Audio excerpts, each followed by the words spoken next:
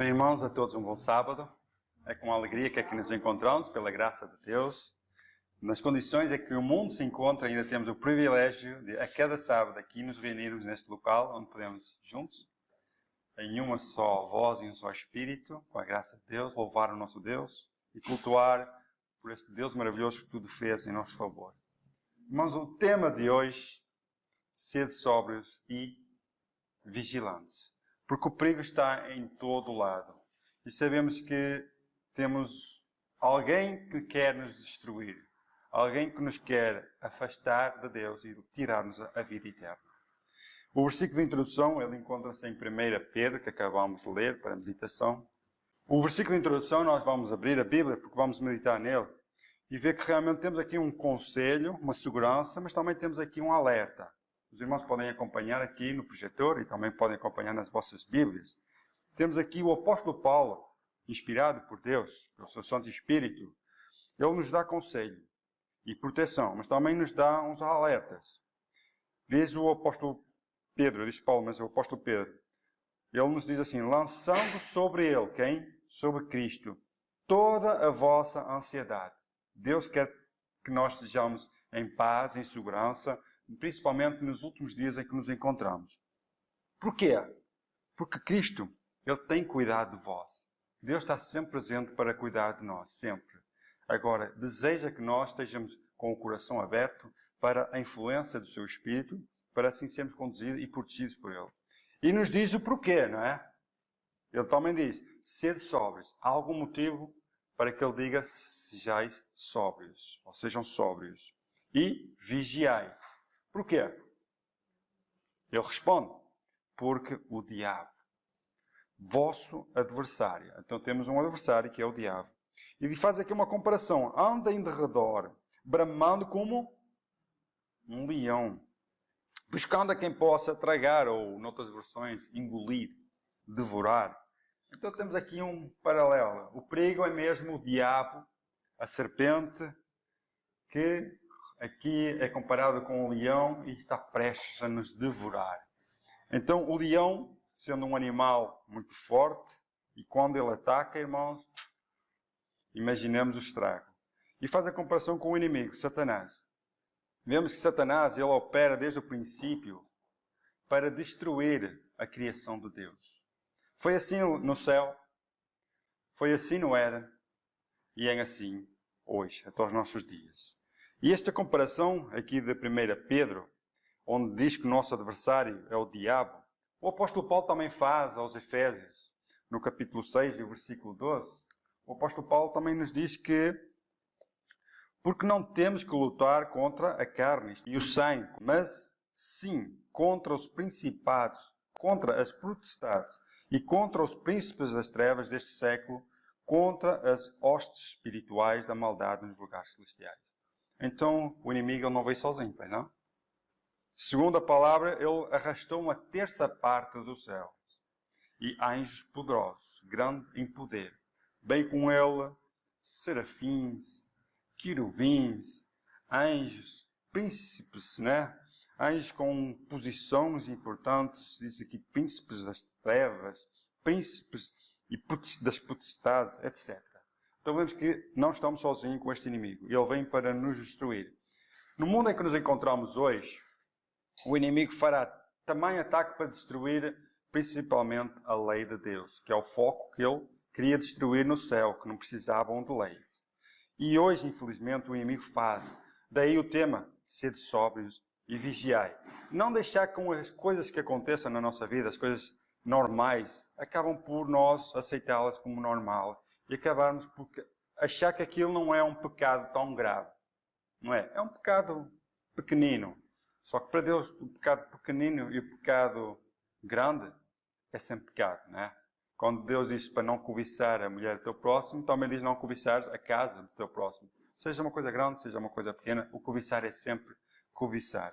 Irmãos, o inimigo hoje atraca principalmente a família. A família é uma instituição divina criada por Deus, lá no Éden, onde colocou os fundamentos. E o fundamento da família está baseado sobre macho e fêmea, feitos à imagem e semelhança de Deus. Homem e mulher, para quê? Para que possam procriar, encher a terra, não é? E, infelizmente, hoje, o inimigo ataca de tal maneira que acaba por destruir essa coluna da nossa fé, a família. E atacando um dos mandamentos de Deus, que é não adulterarás.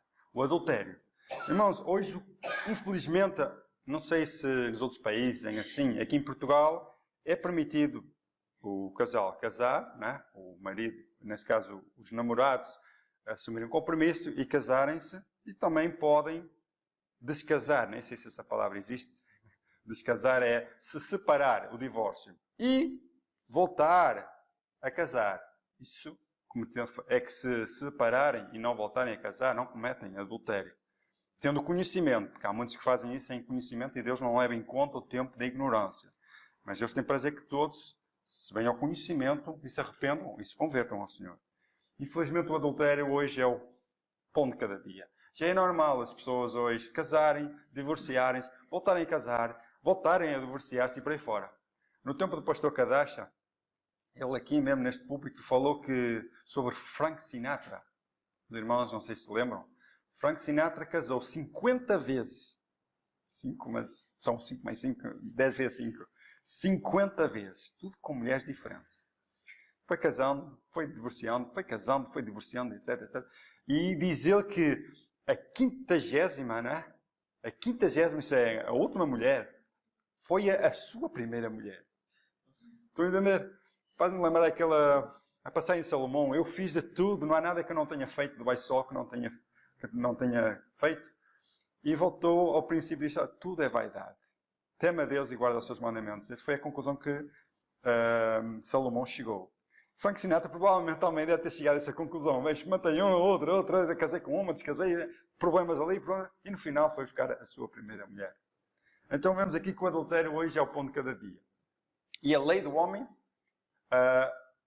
possibilita isso acontecer. Quando a lei de Deus diz para não fazer. Quando o homem e a mulher se casar, que se mantenham sempre unidos na união, que foi Deus quem fez esse matrimónio. E não separa o homem daquilo que Deus uniu, aquilo que Deus ajuntou. E não só na parte do adultério. Infelizmente hoje o casamento está todo virado ao contrário. Porque daí vem a homossexualidade. Não é nada de novo. A Bíblia já nos fala isso, já no tempo do apóstolo Paulo, já no tempo em que Deus liberta o povo de Israel e dá orientações, lá em Levíticos, diz lá que não devemos deitar com homem como se fosse homem, isso é abominação ao Senhor, ou o homem com o animal, também é abominação ao Senhor, etc. Deus deu-nos orientações porque isso era o costume das outras nações. Nós podemos ver essa comparação, por exemplo, lá em Sodoma e Gomorra, quando a cidade foi destruída e as filhas de Ló, nesse caso, deitaram-se com o pai, embriagaram, porque isso era o costume das outras nações. Era o costume dentro de Sodoma e Gomorra. E também a homossexualidade também era um costume dentro de Sodoma e Gomorra. Isto tornou-se um hábito que, por lei, era protegido. E, para não dizer quase obrigatório, não é? Já era uma prática enraizada naquela tradição. O inimigo vem fazer de tudo para desviar a mente do que é reto, no que nos dá a orientação da palavra de Deus, e hoje coloca tudo ao nosso dispor para exatamente fazer isso. Nós podemos ver isso aonde? Por exemplo, nas novelas. As novelas o adultério, o divórcio é pão de cada dia. A partir daí já começou as novelas a aceitar a homossexualidade. O que interessa é o amor e serem felizes. E não só nas novelas, temos filmes, séries, tudo à frente. Até já existem desenhos animados para crianças a apoiarem a homossexualidade. E chegamos ao tempo, não foi um curto tempo, que falar sobre homossexualidade e dizer que é pecado, isso é homofobismo, não é? É tornar-nos homofóbicos porque não aceitamos isto. Infelizmente, até isto está protegido, que é um ataque diretamente à lei de Deus. Deus ama o pecador. É uma certeza, é uma verdade. Não estas práticas. E Deus deseja que a pessoa venha ao conhecimento e, com a ajuda de Deus, o liberte deste engano, deste ataque do inimigo. Porque, como lemos, temos um adversário, que é... Quem é o nosso adversário? Nos diz lá em 1 Pedro? o diabo, Satanás, ele faz uma comparação. Anda como um leão ao redor, pronto a nos atacar. Exatamente, o inimigo está pronto. E sabemos que nos últimos dias ele vai dobrar os seus esforços para destruir o povo de Deus. Nós, no livro Mente, Caráter e Personalidade, não sei quem conhecem esse livro, diz aqui que é obra especial de Satanás, nesses últimos tempos, apoderar-se da mente dos jovens para lhes corromper os pensamentos e inflamar-lhes as paixões. Estão a entender qual é o propósito? E temos muitos instrumentos para que isso aconteça. Daí o tema de hoje, ser sóbrios e vigilantes. Porquê? Porque o inimigo está pronto a nos destruir e tirar a norma do caminho de Deus, que é a moral, o que é eticamente correto. E se tirarmos a palavra de Deus, irmãos, se tirarmos fora da história, o que é que nos irá acusar agora? O que é que irá chamar o pecado pelo seu nome? Não haverá pecado. Se tirarmos a palavra de Deus, podemos fazer tudo, né? Comamos e bebemos, porque amanhã morremos. É o que os diz aqueles que não têm esperança. E também, no livro E Recebereis Poder, na página 304, nos diz que para que o mundo seja convencido do pecado, é muito importante o mundo ser convencido do pecado, como transgressores da lei de Deus, o agente tem de ser quem? O Espírito Santo, atuando por meio de instrumentos humanos. A igreja, isto é, o grupo, o povo que constitui a igreja, precisa livrar-se agora de sua sonolência letal, pois o Senhor está esperando para abençoar seu povo. O que é que podemos aprender daqui? O mundo precisa ser convencido do... Quem faz isso? Então o Espírito Santo ele nos convence do pecado, ele nos convence do juízo, temei a Deus e dai glória, porque é vinda a hora do seu juízo, e da justiça, a lei de Deus. É justa, santa e boa. Então vemos que o Espírito Santo ele atua através de instrumentos humanos, através de pessoas, através de servos que colocam a vida nas mãos do Senhor. E a igreja agora precisa de despertar. Diz que ela está envolvida numa sonolência letal. Significa que é uma sonolência tão funda, tão funda, tão funda, que ela torna-se tão perigosa que pode nos levar à morte eterna, à perdição. Mas diz aqui que o Senhor está prestes a... Amém? Deus vê toda a situação, vê o inimigo a trabalhar, mas Ele está sempre ali pronto para nos estender a sua bênção e nos ajudar. Então hoje, nos tempos em que nos encontramos, só temos uma fonte segura. Onde é que é a fonte segura, irmão? Cristo, nosso Salvador, nossa única esperança de salvação. Mas, o que é que diz o salmista? Salmos capítulo 119, versículo 105. Conhecem? Muito bem, a irmã Amélia está atenta. Os irmãos conhecem este versículo. Lâmpada para os meus pés em a tua palavra e não só. Luz para o meu caminho. Porque a palavra de Deus, ela é uma bússola, não é? É que nos orienta o que é certo e o que é errado. É que Deus diz, eis que ponho diante de ti dois caminhos. A vida e a morte. A bênção e a maldição. E Ele não fica por ali. Ele diz, escolhe, porém, a vida para que vivas. Mas não uma vida aqui temporária. É uma vida eterna, que é o que Deus tem prometido para nós. Então vemos que aqui a nossa segurança está mesmo na palavra de Deus. Que é ela quem nos mostra o que é certo e o que é errado. Irmãos, chamar o pecado pelo seu nome. O mundo precisa ser convencido pelo pecado. Quem na história, por mostrar o que era o pecado, e aí eu vou dizer, ficou sem cabeça. Ele não ficou sem cabeça, diz o pastor Meireles, ele ficou sem corpo. Né? Porque a cabeça estava lá, ele sabia aquilo que estava a dizer. Quem foi? João Batista. Muito bem. Diz Jesus que João Batista era o maior profeta que o mundo jamais conheceu, nascido de homem e mulher. Não houve profeta maior que João Batista. Por quê?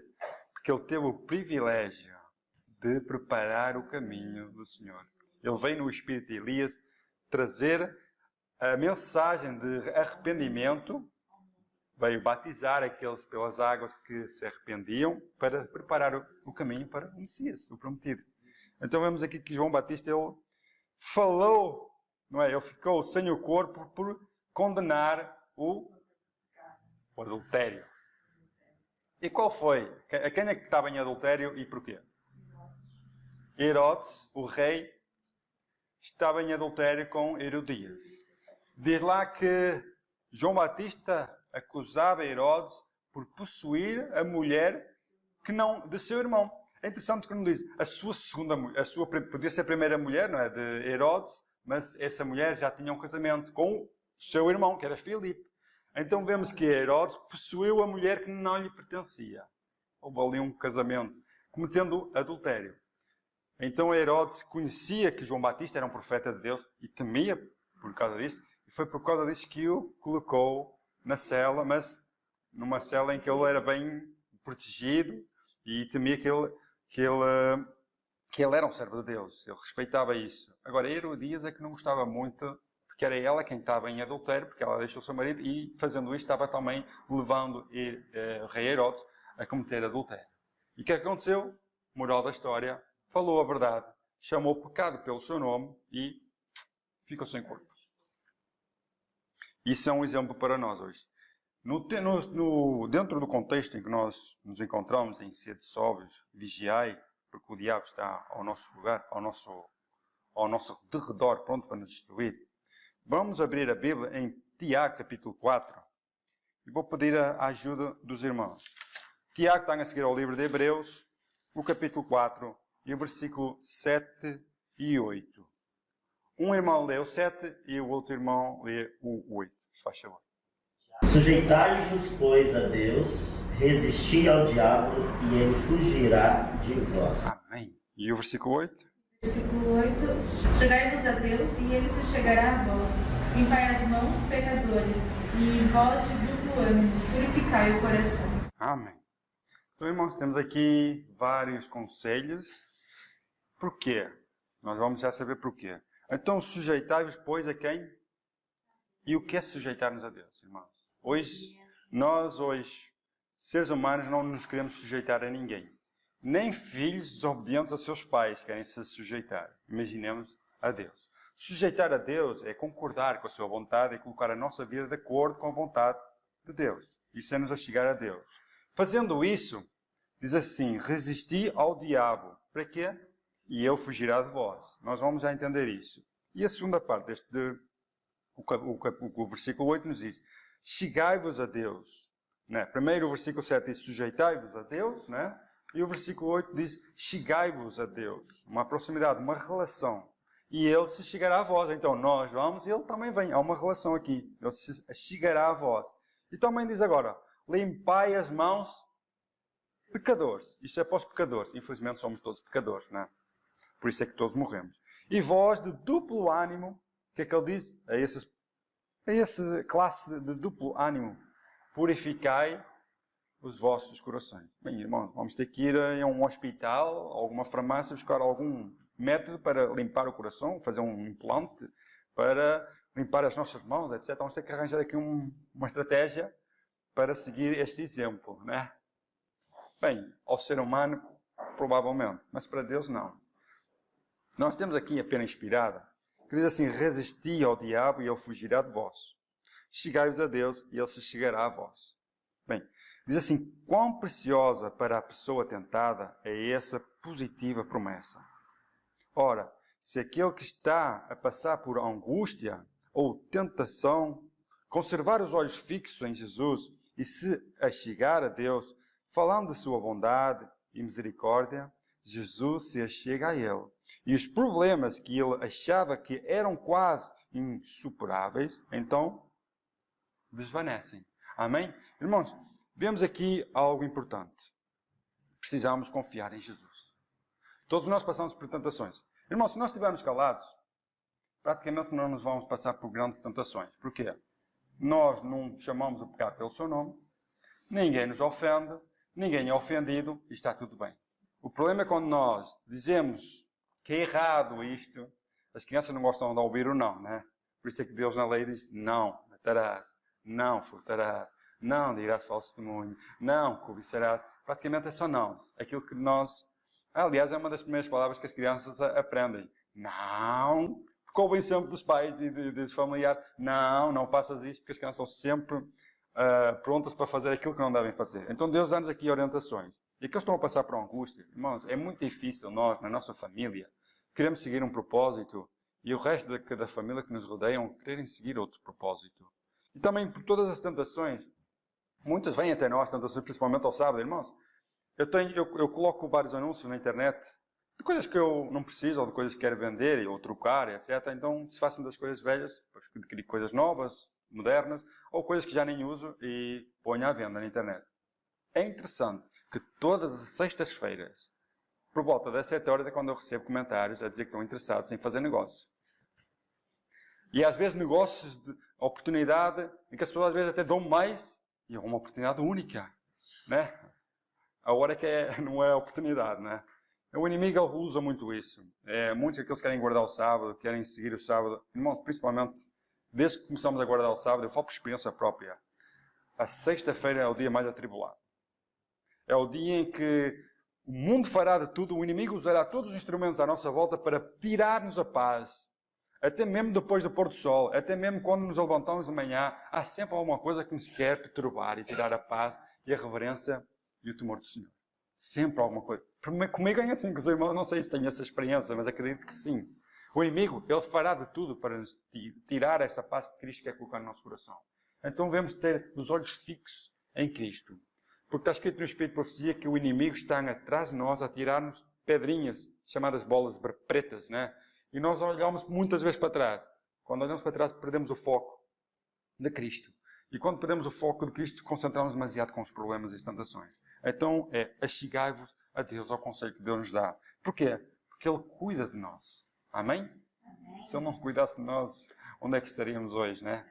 Aliás, a misericórdia de Deus se renova a cada manhã e é a razão pelas quais ainda estamos vivos.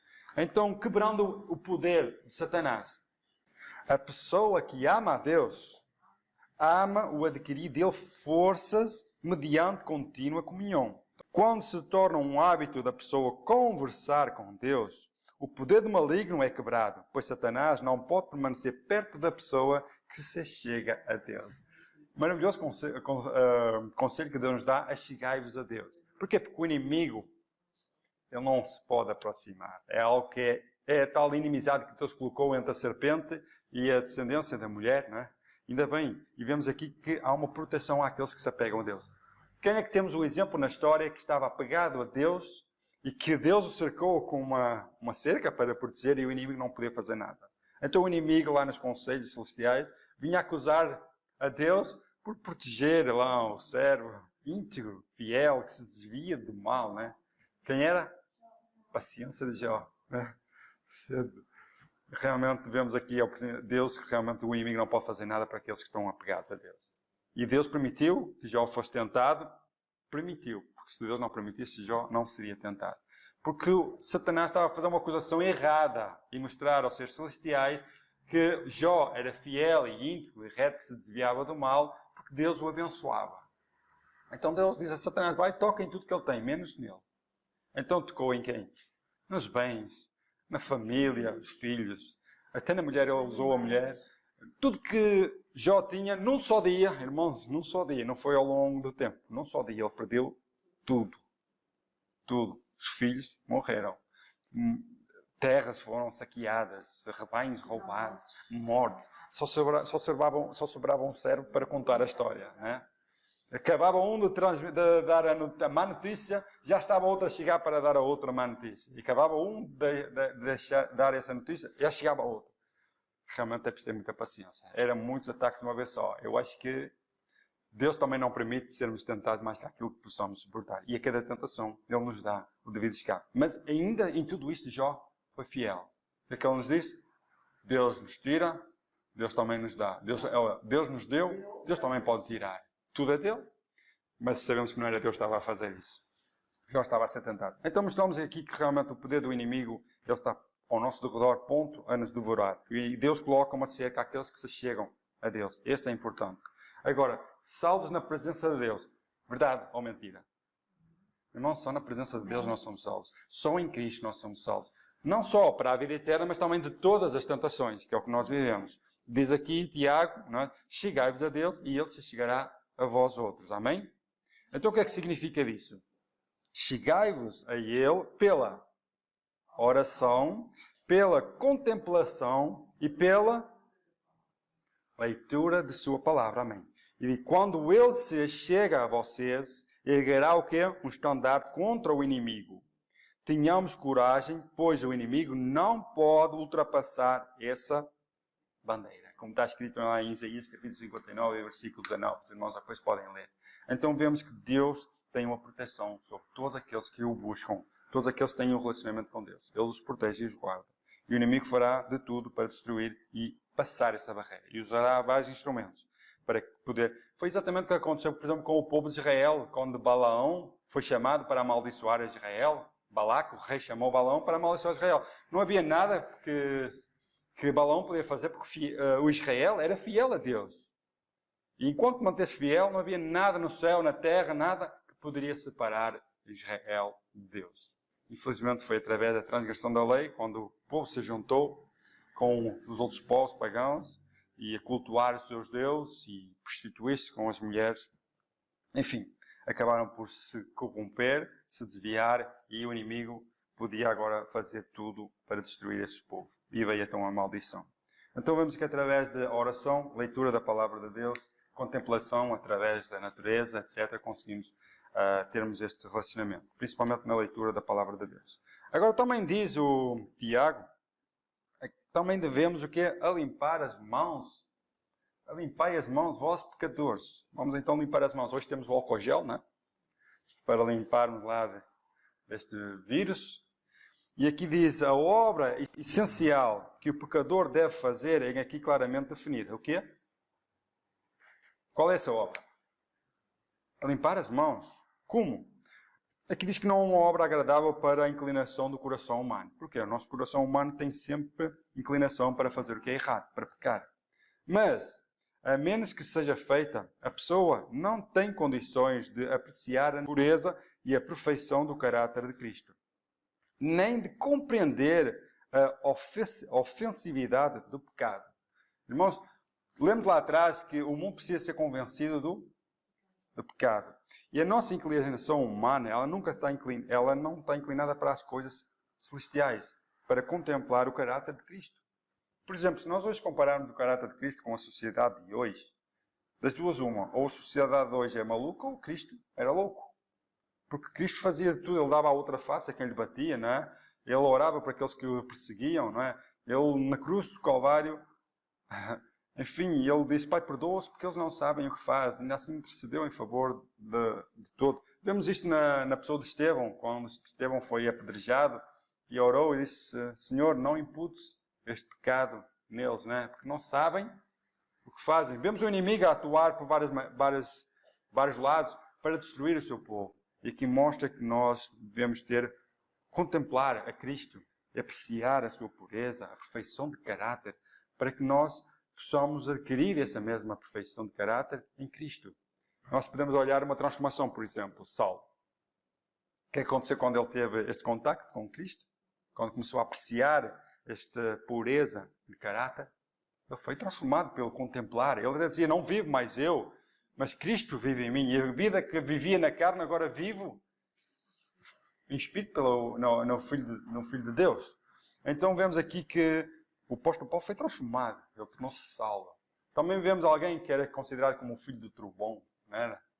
Quem era ele? O apóstolo João. Era considerado o filho do trovão e foi declarado como o apóstolo do amor. Não é? Como é que alguém, filho do trovão, imaginemos o caráter dele, foi considerado o apóstolo do amor.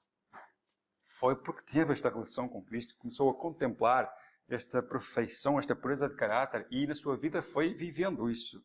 Alguém que também atingiu um caráter tão elevado, que não podia estar mais aqui na terra. E Deus o levou para si.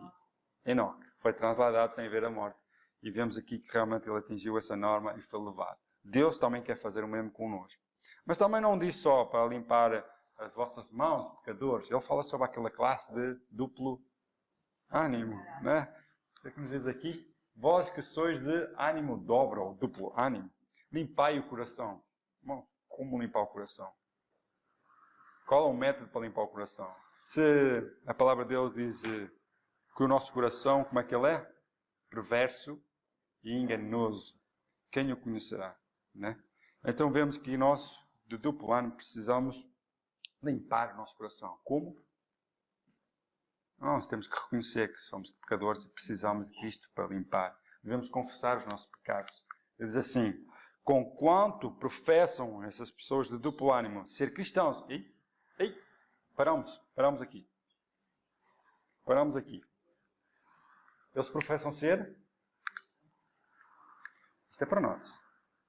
Não é... Lembram-se daquela da explicação da escola sabatina quando fizemos a comparação com Esaú e a comparação com Jacó?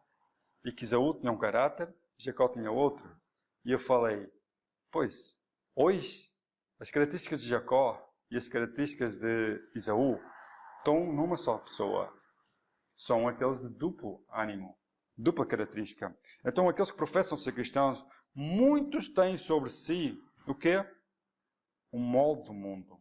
E suas afeições não estão colocadas em Deus. Esses têm mente dobra e tentam servir a Deus e às riquezas ao mesmo tempo. Mas o Redentor do mundo declarou: não podeis servir a Deus e às riquezas, como está escrito em Mateus capítulo 6, e o versículo 24. Certo? Irmãos, então vemos aqui uma classe de professos cristãos que amam, estão moldados com o mundo hoje. Irmãos, chamar o pecado pelo seu nome, sermos sóbrios, vigiar. Estamos num tempo em que eu falei sobre o casamento, não é? O adultério hoje é o pão de cada dia. A lei do homem permite fazer isso, ao contrário da lei de Deus. A lei do homem permite casamentos do mesmo sexo, pessoas do mesmo sexo, ao contrário da palavra de Deus. E aqui a lei do homem já não é do homem. Agora, a lei da igreja, dos professos cristãos, já permite casamentos, segundos casamentos e até casamentos do mesmo sexo. Quantas igrejas cristãs hoje permitem o casamento com pessoas do mesmo sexo? Várias igrejas, irmãos. E igrejas protestantes que lá enfrentaram a oposição papal, defendendo os princípios de fé, a palavra de Deus. Muitos foram mártires por amor a Cristo, por defender estas verdades. E hoje, o que é que acontece com o protestantismo? Está moldado com o mundo, apoiando todas as práticas que hoje fazem. E realmente, estes cristãos de duplo ânimo, né? Eles amam o mundo e dizem que servem a Cristo, né? Praticamente rejeitam princípios por um prato de lentilha, né? Uma posição, uma igreja cheia, enfim. Vemos também aqui, tentando estes homens de ânimo dobro ou duplo ânimo, tentando servir a dois senhores, eles são instáveis em todos os seus caminhos e não se pode depender deles.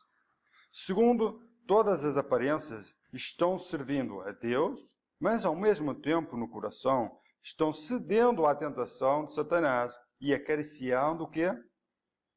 O pecado. Podem falar palavras mais suaves que o óleo, mas seu coração está cheio de maldade e engano em todas as suas práticas.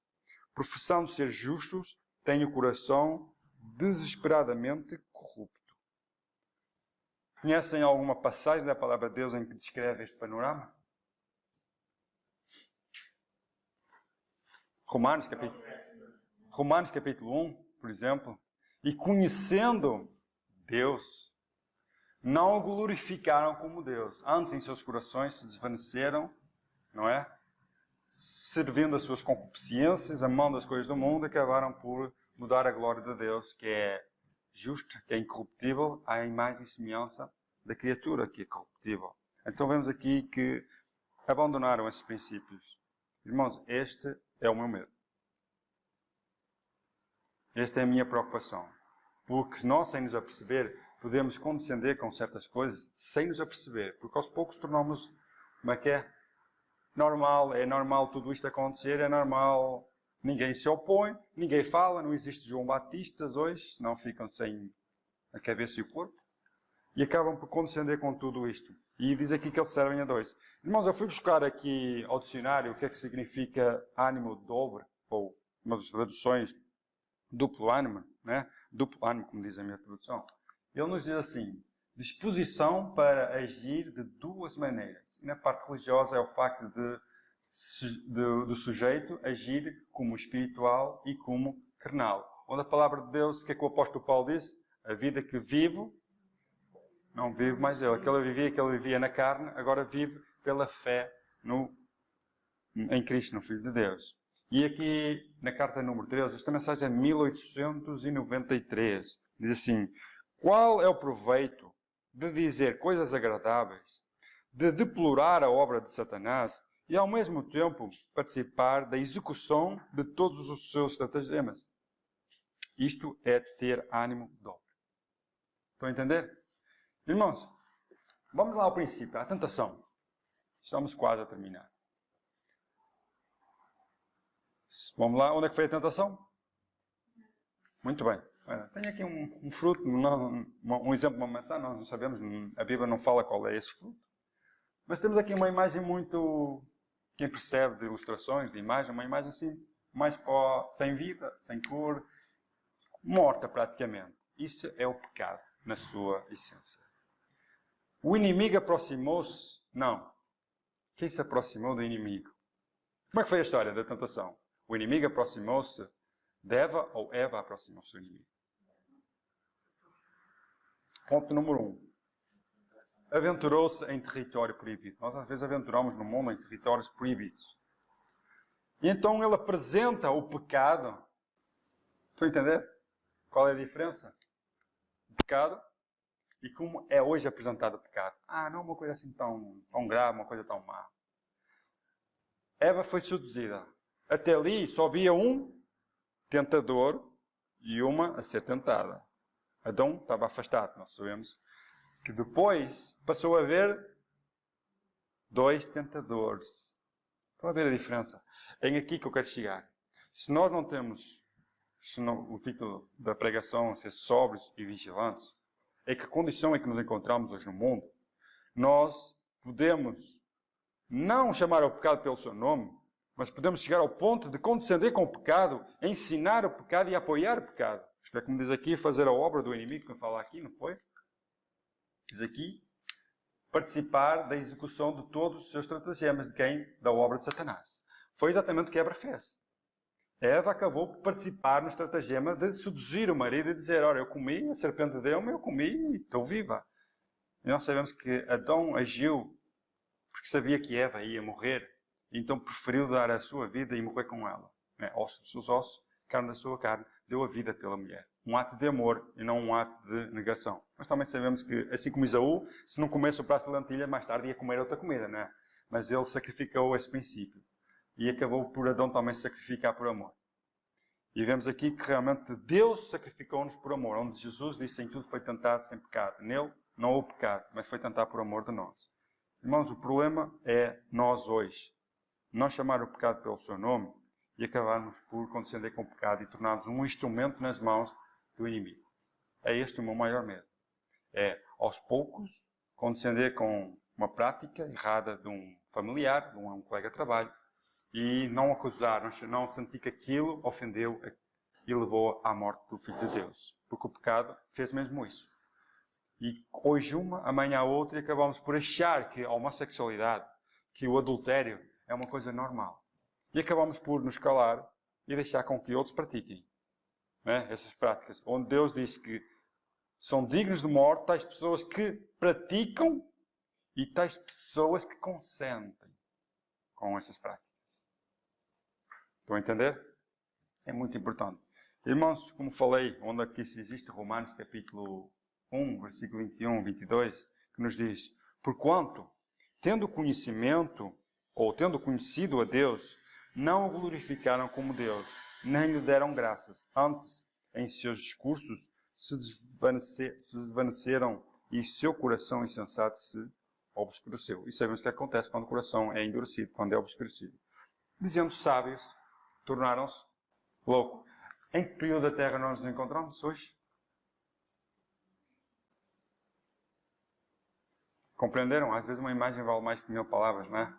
Então estamos no tempo de Odisseia, Apocalipse. Nós sabemos o que é que está escrito em Apocalipse capítulo 3, versículo 15 e 16, o que é que nos diz lá? Vamos lá ler, que é para nós vermos e focarmos onde nós nos encontramos. Conheço as tuas obras, que nem és frio nem quente. Quem dera foras frio ou quente. Versículo 16. Assim porque és morno e não és frio nem quente, vomitar-te-ei da minha boca. Estão a entender? Isso é Cristo a falar. O apóstolo João escreveu estas palavras porque é um privilégio que Deus está a dar à sua igreja. E a sua igreja anda naquele tempo. Não chama o pecado pelo seu nome e, por outro lado, está como é que se diz? Está confortável na condição em que se encontram. E sabemos que na condição de Laodiceia não somos salvos. Né? E estamos prestes a ser rejeitados por Cristo. É o facto de ser vomitado da sua boca, não fazer mais parte do seu plano. Então, irmãos, o que é que nós precisamos? Ou quentes ou frios. Nós estamos aqui no meio. Nós temos de tomar uma posição. Nós, como um povo, temos de chamar o pecado pelo seu nome. Com amor, não condescender, porque nós, quando nos condescendemos, estamos a apoiar. Não é? Se ninguém fala, se ninguém se opõe à justiça de Deus, né, que vem da sua lei, quem se vai opor? Quem é que Deus irá chamar para o representar neste mundo? Para mostrar que há um povo ainda fiel, que quer seguir, que guarda os seus mandamentos e tenha fé em Jesus. Estão a entender? O inimigo está ao nosso redor, pronto para nos destruir. Ele quer nos destruir a mente dos princípios que Deus colocou em nós, para fazer uma separação do mundo e chamar o pecado pelo seu nome. Eu só dei um exemplo ali no princípio, sobre o casamento, a família, né? Nós sabemos que mais tarde será o sábado. Né? Qual é o testemunho que nós damos ao sábado? Né? Jesus, todos os sábados, como tradição, ia à igreja, à sinagoga, de manhã, abria as escrituras para ler, e à tarde ia evangelizar. Nosso sábado, como é que fazemos? Ainda por cima agora com a pandemia, né? Parece que o inimigo usou este pretexto para colocar aquilo que já estava no nosso coração. Ficar em casa, assistir através da internet. Estamos na mesma, ligados às coisas espirituais, mas amamos o mundo. Amamos o conforto do nosso lar. Estão a ver? Voz de duplo ânimo. Limpai os vossos corações. Tomai uma atitude. Jesus disse, estou à porta e bata onde? No nosso coração, deixem-me entrar. Se vocês em abrir a porta, eu entrarei. Não é? Farei essa transformação, essa ligação, essa relação com o pecador e o transforma. Irmãos, vamos parar para pensar. O que é que nós temos feito para glorificar a Deus? É muito bom estarmos em casa a assistir através da internet, a escola sabatina, por exemplo. É muito bom estar em casa a assistir pregações, não é? Que testemunho que estamos a dar aos vizinhos? Não é? Que testemunho estamos a mostrar que somos cristãos? Que defendemos a lei de Deus, guardamos o sábado e separamos todos os outros. Nós estivemos aí durante 3 meses fechados em casa, não foi, irmãos? Mas não demos testemunho, era difícil dar testemunho. Temos uma pequena oportunidade de podermos sair dos nossos lares e deslocar-nos, por exemplo, a este lugar, onde podemos juntos louvar o nosso Deus com o coração fervoroso e com os irmãos, apesar das condições em que nos encontramos, ainda de máscara, por causa desse vírus. Mas ainda temos essa oportunidade. Muitos estão a ter essa oportunidade e não estão a aproveitá-la. Estão a entender, irmãos? O que pode acontecer é que nunca mais poder ter outra oportunidade. E o nosso coração, ele está num lado e no outro. O que pode acontecer no final é que possamos ser rejeitados e até ser instrumentos usados pelo inimigo para... Tudo é possível, podemos fazer tudo o que quiser. O pecado já não é mais pecado. Cristo morreu por causa do motivo mesmo. Não é? Por causa de que motivo é que levou Cristo a vir a este mundo, sacrificar tudo e dar a sua vida por cada um de nós? Qual foi? Foi por causa do pecado. Foi por causa do meu pecado. Foi por causa do pecado de Adão que Jesus se colocou no nosso lugar para pagar essa dívida, a justiça de Deus. E ele não tinha pecado, mas se fez pecador ou pecado por nós. E nós o que é que vamos fazer? Continuar a pecar. Não é isso que nós fazemos? Não é isso que o mundo hoje faz? Não chama o pecado pelo seu nome? Está no conforto de sua casa, no conforto da sua cristandade e acabam por, em todo lado, dar um testemunho que acaba por envergonhar a Deus. Diz o apóstolo Paulo, digo isso para a vergonha vossa, porque o mundo não conhece ainda a Deus. Não é por causa do mundo, é por causa de nós, para a vergonha. Para entender? Nós precisamos tomar uma decisão, irmãos. Este mundo vai de mal para pior. As leis vão piorar. O mundo já está a dizer que esta praga, esta pandemia vai voltar. Vamos passar por uma segunda ou terceira vaga. Já estão a surgir novas epidemias para aí fora. E tudo isto é o princípio de dores, que vai aumentar cada vez mais até à volta de Jesus. E nós, como um povo, estão a entender? Que Deus nos ajude realmente a compreender, a vigiar, a não deixar ser levados pela onda do mundo, sermos sóbrios e vigiar. Porque o inimigo fará tudo para destruir. E não deixar com que ele nos use no futuro para fazer a sua obra. A obra do inimigo, que é destruir as almas. Porque Jesus veio para salvar almas. A sua igreja está aqui para salvar almas, levar almas a Cristo. Nós não salvamos ninguém. Nosso propósito é levar almas a Cristo. Ele faz o trabalho. Mas nós não sermos instrumentos de Satanás para destruir almas com o quê? Com a mensagem de paz e segurança. Que Deus abençoe e nos ajude realmente a compreender a nossa condição espiritual e Ele nos ajude a sermos transformados e tomar um compromisso com Ele. Que Deus abençoe.